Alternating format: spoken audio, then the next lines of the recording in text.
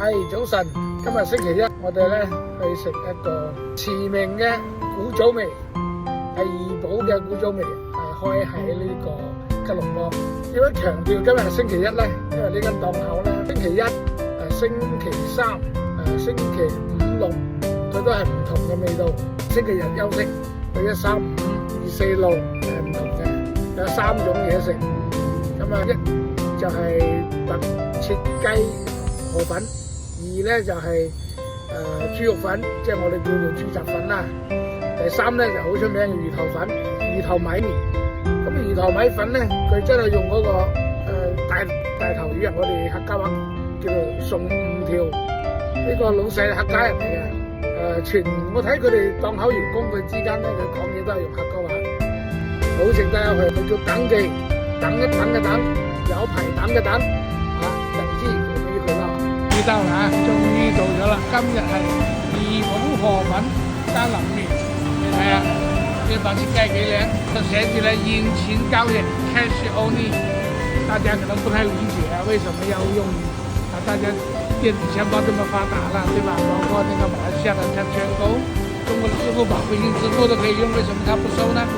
你看完它的價格就知道了，才10馬幣，小的9馬幣，叫什麼？本小利薄，薄利多銷。早晨，老闆。係，好正好正。點解呢個皮少啲嘅？呢個係冇皮嘅雞胸。冇皮嘅雞胸，係有啲健身人士食嘅。健康餐。唔該晒，我哋兩位，我哋哋。你愛半隻？愛半隻，愛賓隻，賓兩隻好嘅，我睇嘅嚇，嗱。等記魚頭麵嚇，我看一下，佢係二寶河粉係星期一到星期四，豬肉粉係星期三先有嘅啫。咁2、5、6就魚頭米或者魚滑，有蝦麵魚粥，呢個係老字號啦。呢啲係咩咧？我咧構思咧，我就以為啲人咧咁晨早流流，佢哋要飲酒啊，呢個咩啊？金月貴酒佢屬於肇慶酒嚟。我以前咧就以為，喂，啲客人存啲酒喺度，自己要嚟飲。我晨早流流，有時候中午啦嚇，咁飲咩酒咧？冇可能咁啊！後尾先知，其實咧個雞入邊咧係有肇慶酒入去嘅，即係我哋叫做黃酒啦，有入去嘅。咁有啲客人咧，佢要加料，佢魚頭米粉入邊又好，白切雞河粉又好。佢自己要加多啲料，或者佢要加正啲料，咁咧呢個咧係餐廳就唔負責嘅，咁咪自己買咯。買咗肉食唔晒嘅，咪就擺喺度咯。你睇隔離呢張台咧有receiver， 即係仆個位啊俾人。如果呢個大台嚟咗，我哋要等好耐先有得食。老闆娘，嗰個雞輯加熱多啲，雞輯做隻芒雞，好靚好靚，這個。1馬幣，另外給錢，謝謝謝謝。白切雞上來啦，這個雞雜、雞胗跟雞肝就是好吃，但是膽固醇高的朋友注意，雞肉是好的，雞肉對健康是很有幫助的。剛剛看到還有不要皮的雞胸肉，嚟啦，依家要俾錢啦。OK，淨識馬來文嘅啫，咁我又唔識馬來文，俾錢佢找啦。呢個雞雜。就係主要係雞慶嘅，雞慶同雞肝。你睇啲河粉幾正，隻雞真係冇得彈，裡面呢紹興黃酒，味道還是相當好，很獨特。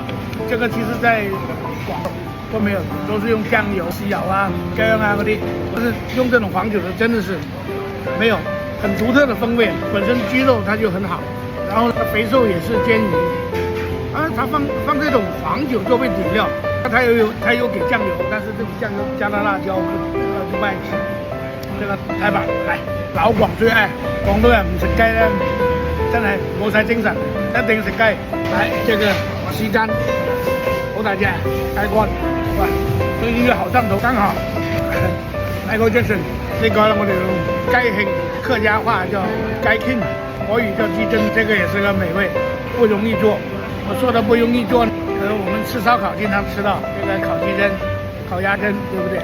我们老家还有盐焗的，应该也相当美味的。